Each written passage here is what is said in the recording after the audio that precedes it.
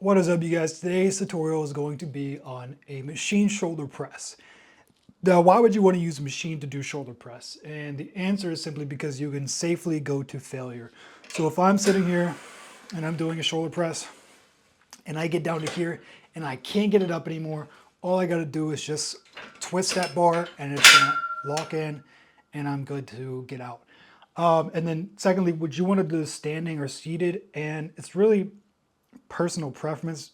You can put a little bit more power into it when you're standing because you can kind of use your legs and momentum. But when using machine, number one, you might hit the top of the bar. Now, the reason I prefer to do this seated is mostly because when you stand up, if you're doing heavy weights with this, a lot of that pressure is going to go to your mid back. And it's just because when you're standing up, the force really has nowhere else to go. So it kind of centers down into the arch of your back.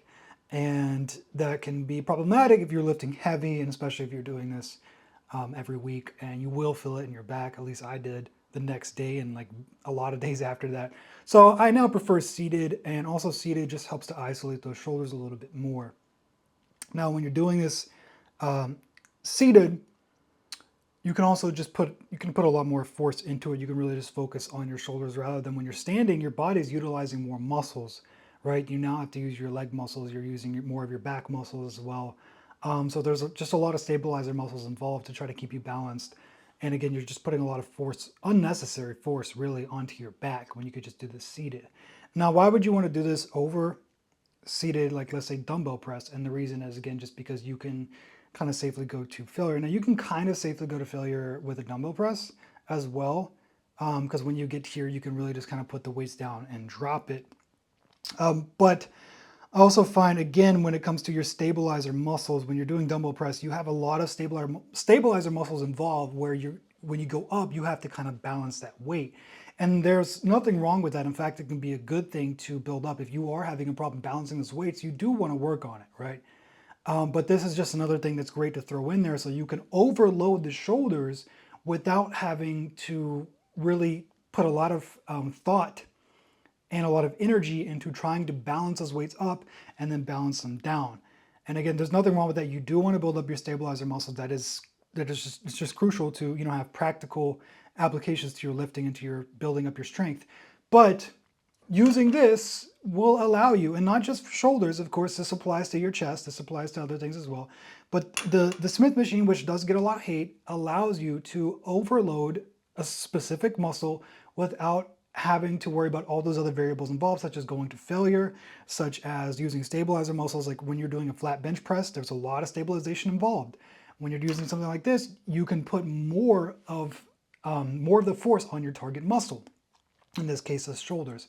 So how we're going to do this is basically you want to get into a position to where basically you want to get as close as possible to this bar without, of course, touching your nose or your chin. Okay, and that's how close you want to be. And so you get as close as you can, and you can just try it out without any weight at first, so you don't clip your chin or anything like that. And you want to get to the position, bring the bar down, basically touching your chest. So this position. And the reason is because this is going to put your shoulders in kind of a stretch position at the bottom. And that's kind of where we want to be, because we know that's being stretched, the muscle when it's being put in a stretched position is going to lead to more hypertrophy, more muscle growth. So we're going to start from as low as we can without it being too uncomfortable for you. If this is uncomfortable for you being this low, then bring it up a little bit until it's more comfortable for you. But we're going to start from down here, and then we're just going to push straight up. Not a lot of thought involved when it's a machine press, because you're just pushing straight up, all the way up. Now I wouldn't recommend locking out your elbows, but just like 1 degree from locking out your elbows, okay? And then, because you want to keep the tension on your shoulders. Once you lock out your elbows, it kind of places all that tension, all that force on your elbows, and there's no reason to do that. You're just creating a risky situation for no reason at all. So keep the tension on your shoulders, and the key here is to come down slow, at least a 4-second eccentric. So 1, 2, 3, 4. You don't have to count, but I'm just saying at least. Just once you get into a habit of always, like whatever exercise you're doing, keeping like a 3 to 4 second eccentric, you won't have to count. It'll just become a habit. And then, of course, with the concentric, right, flexing, basically the flexing is actually we want to explode. So up, control, explode. And again, when you get to the bottom, you should feel that stretch on the shoulder. Now, when we get to the bottom, we're not resting. We're not doing this and then back up. And then this, slamming the weights, we're not doing that, okay? We're keeping the tension on the muscle. We're controlling the weight throughout the movement. If you cannot control it for at least a 3 to 4 second eccentric and then explode up for like 6 to 8 reps, you need to lower the weight, and that's completely fine. Shoulders cannot handle a lot of weight, okay? Doing shoulder exercises, especially shoulder lateral raises, will humble you because your shoulders are not a very strong muscle, they're a very small muscle, but that's why we're training them, right? To get them stronger. And it's a very practical muscle to train because a lot of times, you know, in life, you'll be lifting stuff up, you'll need to hold stuff up, carry things, which will all involve your shoulders. So get back to it again. We want to explode up, slow down, explode, down, explode,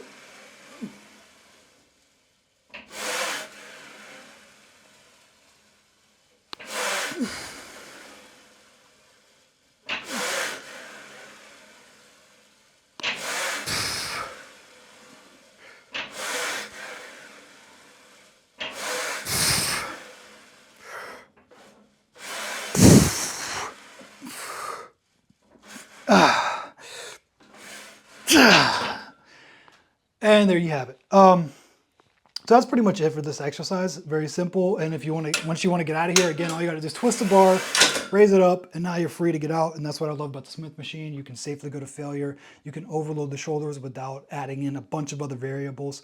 And again, you could use that with a lot of other, you can do the same for squats, do the same for your chest. The Smith machine gets a lot of hate. I get it. I used to hate on it too. I didn't like it. The first time I saw it on the gym, I thought, what the hell is this?